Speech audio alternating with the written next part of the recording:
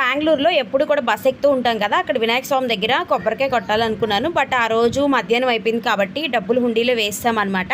So అక్కడ ఎదురుగుండా ఒక బామ్మగారు ఈ విధంగా మజ్జిగ, రాగి జావా అనేది చేస్తున్నారండి. సమ్మర్ కాబట్టి కొంచెం మధ్యాహ్నం టైంలో బెంగళూరులో కూడా కొంచెం ఎండగానే ఉంటుంది.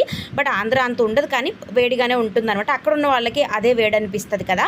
సో మంచిగా మామిడికాయ ముక్కలు కూడా వేసి ఉప్పు కారం వేసి సర్వ్ చేస్తున్నారు అనమాట. ఎంత బాగున్నాయో, కుండలో వేసిస్తున్నారు. మజ్జిగ మొత్తం మజ్జిగ 10 రూపాయలు, లేదా రాగి జావ అయినా కూడా మనకు 10 రూపాయలు అనమాట. మజ్జిగతో కలిపేసి ఇస్తున్నారు. అంబలి అంటారు కదా. సో అది ఇదిగో మా హస్బెండ్ తాగుతున్నారే అదేనండి. చాలా చాలా టేస్టీగా ఉంది, చాలా చల్లగా కూడా ఉందన్నమాట. సో ఆ ఎండకి కొంచెం బయట తిరుగుతున్నాం కాబట్టి ఆ రోజైతే మేము చెరకు గ్లాస్ అయితే తీసుకొని తాగాము. మా వాడు కూడా ఫుల్గా ఎంజాయ్ చేశాడు.